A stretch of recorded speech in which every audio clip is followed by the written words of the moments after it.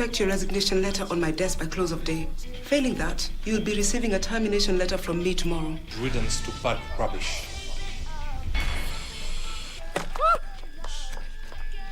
Please, I have money. I can pay you whatever you want. Please, let us go. Hey! Let's get out of here before his friends come back. Yes, but just give me a minute.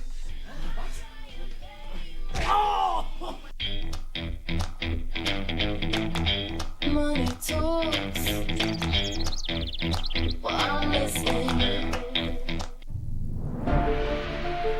Starting this Sunday, the Dadas Show is back. A show where women get to be themselves and discuss real issues. I told them, yes, I made a mistake. I tried to persevere for you guys, but at the same time, we have to move out. How do you deal with cases whereby the victim decides to forgive the perpetrators? When somebody talks to you or you see something like that you also encourage them to report, you encourage them to talk about it. This being an election year, we have given an opportunity to women to express themselves and share their opinions during this crucial time in our country's history. Particularly for the women, my prayer is that we shall get more women governors, senators and members of parliament elected to parliament. Ule atachaguliwa kama ni mwanamke, hopefully mimi ningependa kuwe mwanamke. Kama ni mwanaume ama mwanamke, angalia zile issues zenye zina affect wasichana, especially huku chini mashinani. Starting this Sunday, be sure to tune in. Ili kupata mafuta kupanda kama skiza tune kwenye simu yako, bonyeza *811 397 hash. Nashukuru serikali kwa kuongeza bei ya mafuta. Sasa niko kwa highway na hakuna traffic hata kidogo. Naomba serikali iendelee hivyo, tubaki tu watu ya gasla na heavy machine peke yake. Pia mimi naomba huyu serikali waseme kama gari yako ni below 3000 cc, gari yako. Ili kupata mafuta kupanda kama skiza tune, bonyeza *811 397 hash. *811 397 hash. Are you an aspiring candidate in the upcoming general elections? Do you want your agenda and manifesto to reach your voters effectively? At KBC, we have the most comprehensive and credible online platform that has profiles of all prospective candidates. Log on to www.kbc.co.ke/2022 aspirants and let Kenyans know more about you, your past achievements, your manifesto, and your development agenda once you get elected to office. What's more, the website is easy to navigate. We will create your profile, post pictures and short videos with your campaign messages at affordable hosting fees. Log on to www.kbc.co.ke/2022 aspirants today and establish your brand authority as we lead towards the forthcoming general elections.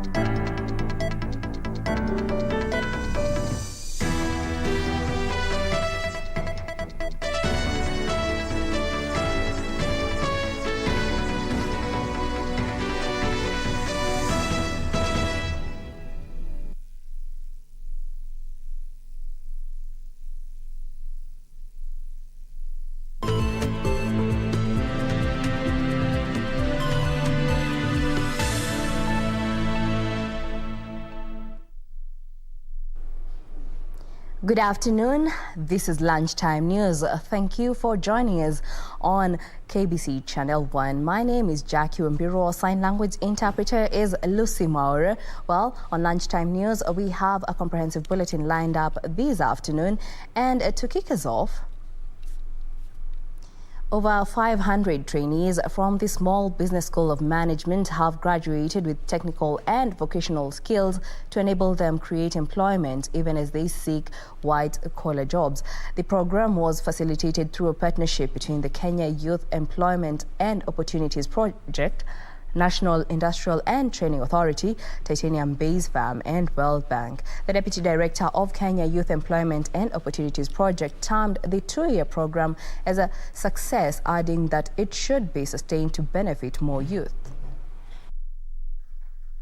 The training has prepared our youth. It has given them skills, technical skills, life skills, to go out there and be able to get jobs or even create jobs.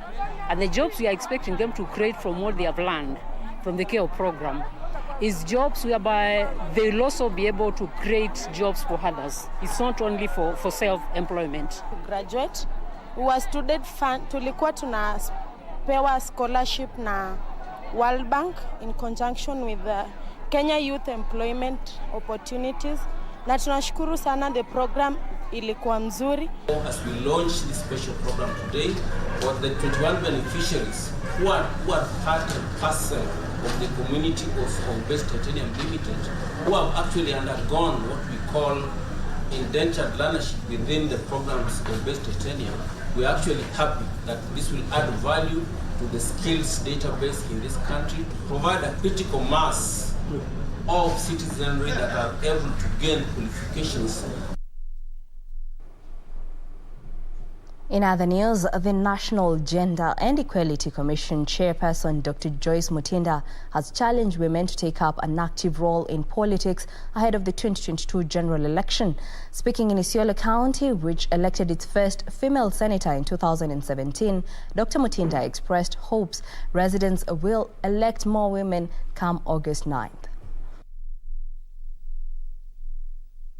Sign a memorandum of understanding with the Commission of Administrative Justice Ombudsman to share their regional offices in Isiolo and Garissa counties respectively. Not only are we sister organizations, but the constitutive acts allow us to work together. And since we are expected to work together, we have decided we'll serve Kenyans with efficiency and sharing available resources. We've realized that we need to decentralize our services to the lowest position of administration, and because that was not possible, we realized the only way we can do that is to be able to come together as commissions, sister commissions, and be able to agree on where each of us has an office in our respective counties. Then we can also share. Female genital mutilation victims drawn from the pastoral Maasai community in Narok County have been called upon to look past the trauma brought about by the experience and concentrate on making their future better. During a workshop to empower 20 FGM survivors, Narok County Education and Gender County Executive Member Cecilia Wepali urged them to build their confidence and become anti-FGM champions in their communities and beyond. The forum was organized by AFIA Africa and USAID and also brought together women professionals and role models in the Maa community to inspire the girls.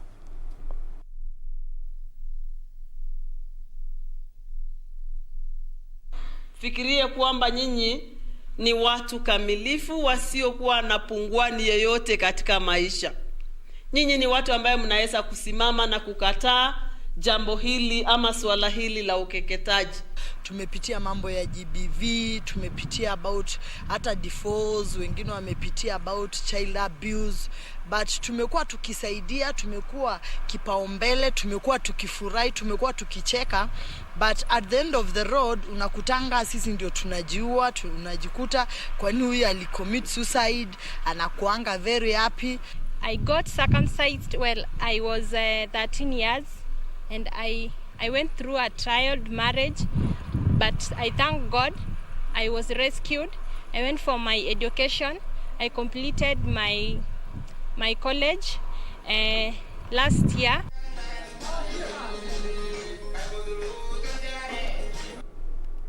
The Malaba One-Stop Border Post is targeting to raise some 4.5 billion shillings in revenue in the 2022-2023 financial year.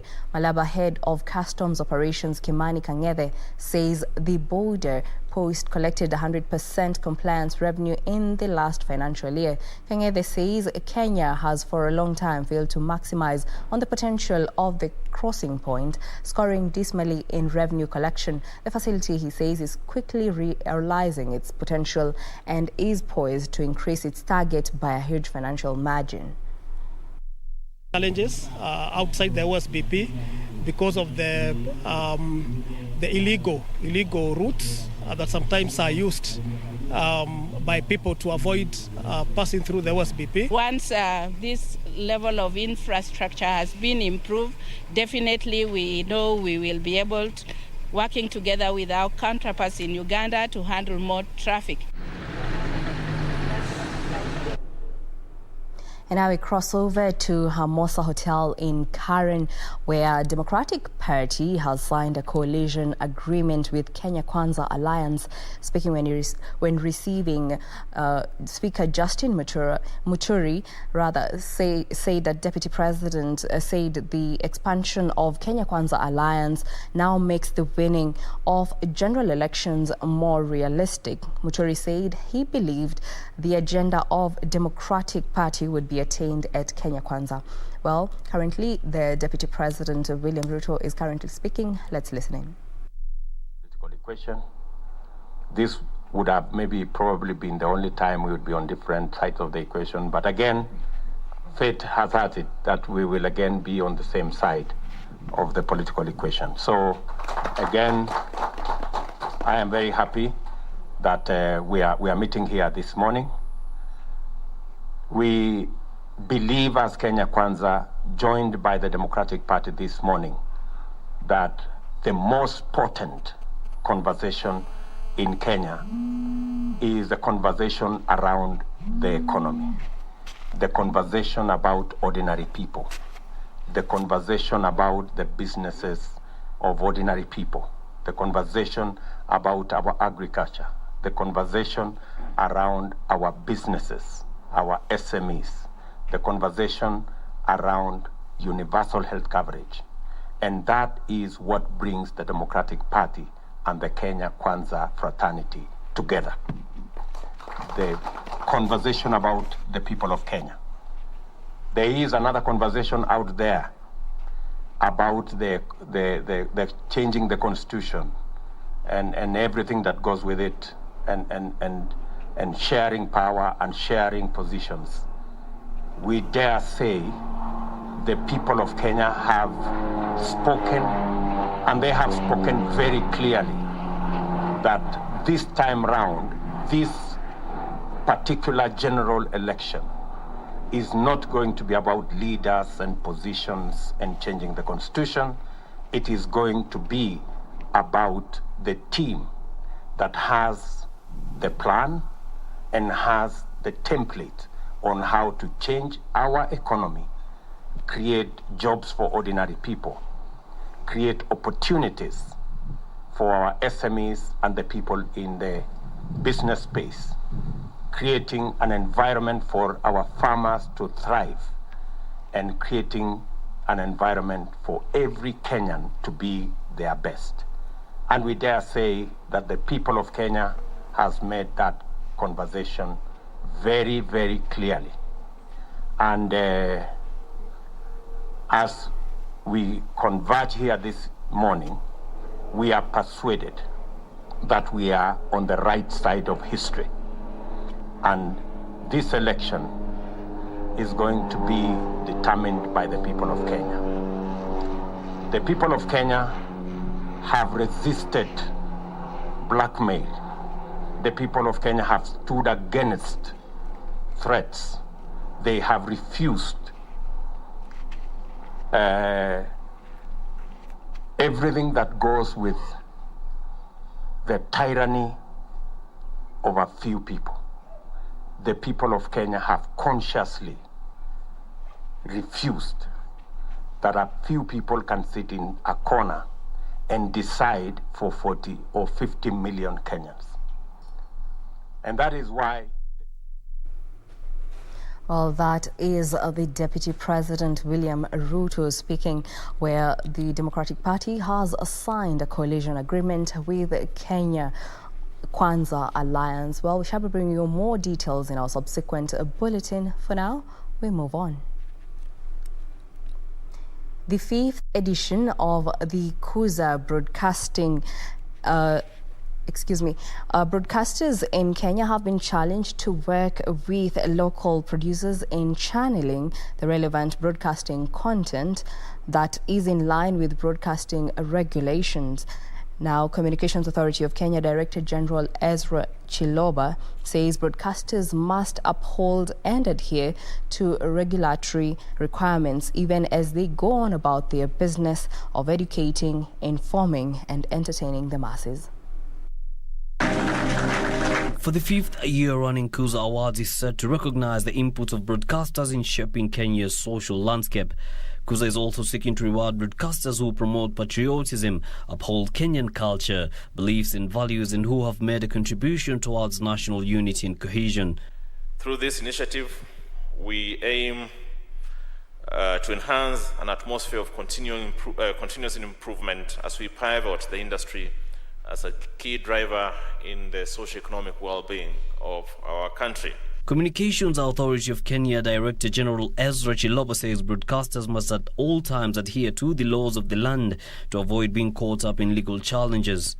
We shall also appreciate promoters of inclusivity, including those who have upheld standards around supporting differently abled persons in our society.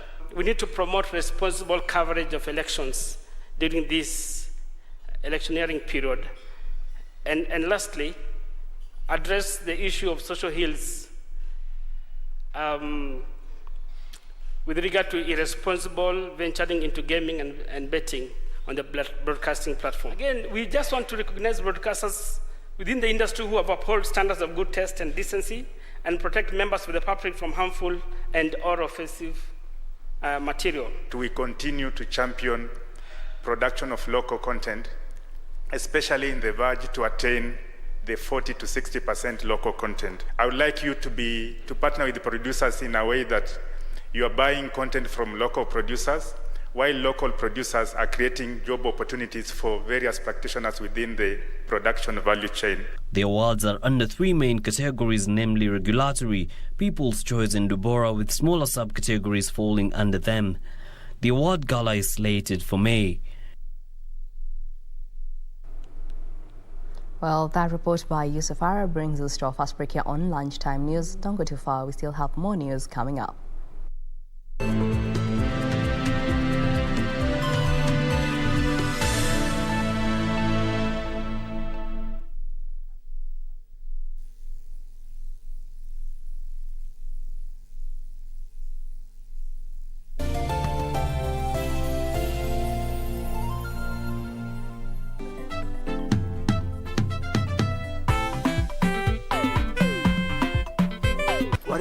Do you know if we just belay our cards very well, we will end up being millionaires? You know you are the only fled that nimekuwaga very sure utanitoa kwa poverty. What is the business proposal? And how can your mouth be your talent, Ngandagi? How can your face be your talent, Agatha? Duh, look at me. Yes, we will know you, and that is a lot of knowing, yet we don't know who it is. Come in, Neyawa. It helps to listen to yourself. Listen to yourself sometimes. And then what in Julia? I am not lazy, I don't talk to myself. I have realized that in this school, we don't do morning devotions at all. Well, that is because we are from different religion, Ma'alim. Farah, we serve the same God.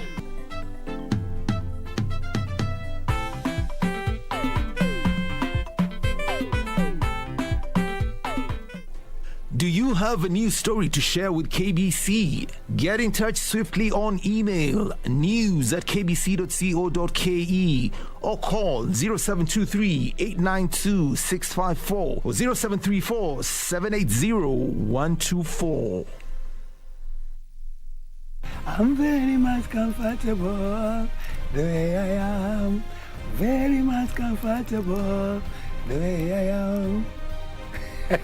For decades, the society has considered Darlene a mystique, whose sense of fashion and personality have remained a mystery to many. I'm a woman, and again, I'm a man, and I can also have my menses just like women. Join Sheila Kayaro Yogo this Saturday on 9th April and this Sunday on 10th April at 9 p.m. as she brings you the story, My Gender Paradox, exclusive to KBC Channel 1.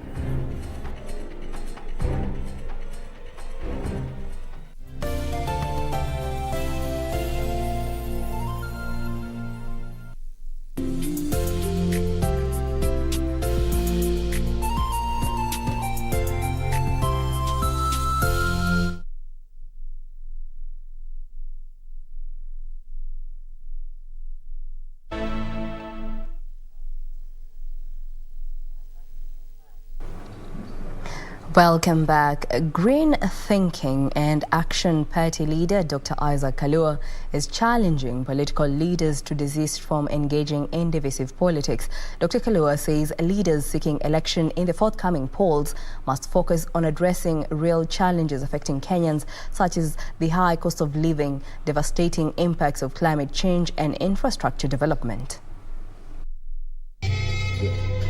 Green Thinking and Action Party leader Dr. Isaac Kalua was in Kitui County, where he attended a series of events. In Malalua, in our ward, Dr. Kalua noted that elected leaders must desist from serving their own interest at the expense of real challenges bedeviling the nation. Wakati ambapo tunapigana, wananchi wanaumwa, hawana network, watoto hawana vyoo. It's ungodly. Haiwezekani tuishi katika nchi kama hii. Hali ya maisha imezidi kuwa ghali kabisa. Maziwa na mambo ambayo unahitaji ya kuweza kuweka chakula kwenye meza hakuna. Maneno ya mazingira, kukosa kwa mvua kumefanya mvua kutonyesha na mali ya maisha kuwa tofauti. Miaka nenda miaka rudi, watu wanapanda vyakula kwa shamba na hawapati chakula. He used the platform to call for unity among leaders from Ukambani region, terming it the best strategy to spark growth and development in the region. Viongozi kama wa kutoka eneo la Ukambani kama hili ambalo tuko leo, Mheshimiwa Kalonzo Musyoka, Mheshimiwa Mutua, Mheshimiwa Kivutha Kibwana, Mheshimiwa Ngilu, na waomba kwa unyenyekevu, wakati mnapigana, wakati mnazozana, wananchi wanazidi kuumia. Tafadhali njooni pamoja muweze kuungana kufanya mambo ambayo yanafaa yatawasaidia wananchi. Dr. Kalua, who is also the founder of the Green Africa Foundation, cautioned political aspirants against making empty promises during their campaigns in the run-up to the August polls. Ahadi za uongo ndio zinaumiza viongozi. Watu wanakosa imani kwa sababu ulisema nitafanya. Unafurahisha watu kwa dakika chache kisha unatoweka. Watu wanachaguana na wanaendelea na kuteseka. I made a resolve ya kwamba nitajitosa kama Sandaka, nijitoe kwa ajili ya watu wa Kitui Township Ward. Nitaungana na serikali kuu na serikali ile inaitwa devolved government kuhakikisha ya kwamba nimeleta maendeleo. We need to promise people what we are able to accomplish. Let us avoid lies. For Lunchtime News, I'm Safin Aching Oma. And now, it was joy at Mwingi Women Prison in Kitui after a 22-year-old girl who was sentenced to jail for 3 years for a crime she didn't commit was released. It was a joy, And so the 22-year-old girl has been in jail for 7 months after she was arrested in October last year for selling unlicensed products unknowingly at a wines and spirit shop where she was employed. McKenna, who claims she was framed by her employer, was fined 100,000 shillings or a 3-year prison sentence. After she was highlighted, Prison Welfare and well-wishers managed to raise the 100,000 shillings needed to secure her release. Nilienda nikakubali. Nilienda tu nikasoma mashtaka na judge, nikakubali immediately, nikasema yes. Nikatumwa back to cell. Finally siku ya kufungwa nikafungwa, nikapewa fine ya 100,000 shillings, Kenya shillings. I'm 3 years in prison. After that, my boss, mwenye alikuwa ameniambia nikubali, at these officers, mwenye walikuwa anasema nikubali sitafungwa, they let go. I didn't know where they went. Niko na furaha hata kwa moyo wangu sana. Mtu wamenisaidia na wakasikia peni hiyo Makena akonayo na hiyo mama yake akonayo. Sasa muende kusaidia watu na watu waende kumuombea mazuri ndio muweze kuinuka na muweze kubariki watu wengine kama mimi. I'm also continuing with the journey of shouting justice for them and ensuring that those who have come to prison without committing offenses, they have got justice. We have fought for many through several well-wishers and lawyers from all corners of the country, and Makena is an example of one of them whom we have trying to shout justice for her, and that's why we are celebrating our release today. It's going to be a pushback. People will ask questions, but I'm happy that we had a team that was so dedicated to this, the human rights defenders, constitutional lawyers even. And of course, when so many people come in, sometimes you get excited about the case and then move on to the next story. But I'm hoping this is a second chance for this young woman. The prison has not hardened her, but it will make her realize that she is loved. So.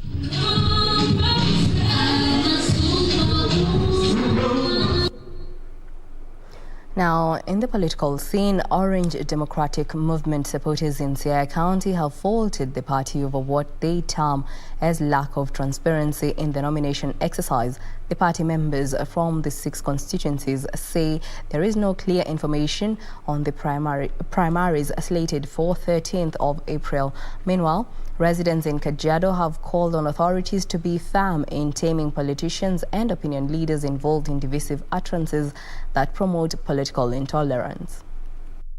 Communities from Thika say they have thrown their weight behind Bishop David Kariuki Ngari for MP Thika. Tutasema mimi ni mtumishi wenu na ni mtumishi wa Mungu. Na pale tutaweka kivuli, kila mtu atakaa chini na atachomwa na jua. Na tuko na hawa wazee kina secretary wenu wako hapa wa ODM. Shida yenye itakuwa hawa watadiketisha chini. And former Rift Valley Regional Commissioner and gubernatorial candidate George Natembea has called on the security apparatus to be on high alert over allegations that some candidates are buying IDs from voters ahead of the polls. Wanatembea kwa maboma za watu wakinunua vitambulisho. Kila kitambulisho shilingi 1,000 na wanadanganya watu kwamba kuna kadi ya IBC ambayo watatumia kupiga kura. In Embu County, Jubilee party leaders and aspirants have dismissed allegations by critics that the ruling party had lost ground in Mount Kenya region, saying it is still the party to beat in August elections. This comes as a section of Jubilee party leaders and supporters in Laikipia County intensified campaigns in the county in a bid to rejuvenate the party ahead of the polls. Meanwhile, residents in Kajiado County have raised an alarm over utterances which they say are likely to fuel tribalism amid heightened political activities in the country. Mimi si mwanasiasa, lakini ni ile tu tulikuwa concerned na hiyo matamshi kama wale wengine, kwa sababu ukweli ni kwamba if anaweza chukua kiti, akichukua kiti ni nini itafanyika na wale wengine, kwa sababu kilipu mnaijua. With her, when we made the statements, and the statements that we made were just to promote peace, unity and tranquility within our county, whereby we agreed that this county is not an animal farm and the calabash system of leadership cannot work, where others are considered to be more equal than others. Elsewhere, Bomet Governor Hilary Barchok has dismissed claims that the county is a hotspot region that is likely to witness chaos during the nomination exercise as well as the general elections. Barchok, who is seeking to retain the Bomet gubernatorial seat, urged the electorates to preach and maintain peace. Tunataka kuambia hawa sisi ni watu wa amani na hii nomination itaendelea kwa njia ya amani. Kamchemenza for Lunchtime News. In other news, over 5,000 youths from Githunguri constituency, Kiambu County, will now transact businesses and seek jobs online after the completion of the Constituency Information Communication Technology Hub, courtesy of the NGCDF Kitty and the Ministry of ICT. Githunguri Member of Parliament Gabriel Kago said the facility will encourage youths to come up with innovations using technology in line with the Kenya ICT Master Plan. Speaking during the official opening of the hub, Kago urged the Ministry of ICT to open more centers across the country, saying only 106 out of the 290 constituencies have established innovation hubs. Kuwa na makazi katika online, sasa tumejua, alafu kitu ingine ametuletea hadi pesa. Hakuna kusumbuka tena kukuja ni kufanya kazi bila kutumia pesa yako, pesa inaingia bila wewe, yani income tu inaingia. When you go to the cybers, you go there and the charges are very high. When some sites are very expensive because they take a lot of bundles. You take more time there and you have to pay much. But here you have to pay nothing. The space is free, laptops, they are free, everything is free.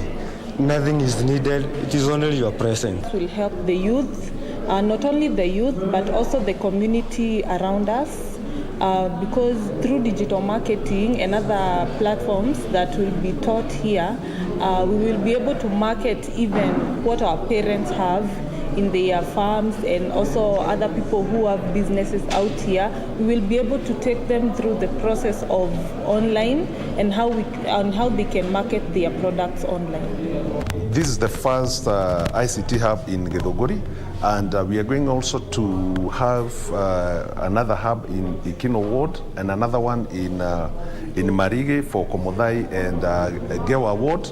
And this is very, very important because our youths are able to get jobs globally without any expense. Well, that brings us to the end of our bulletin this afternoon. Thank you for choosing Lunchtime News. For more news, check out our website at kbc.co.ke. My name is Jackie Wambiru. Sign language interpreter is Lucy Maura. Enjoy the rest of the day.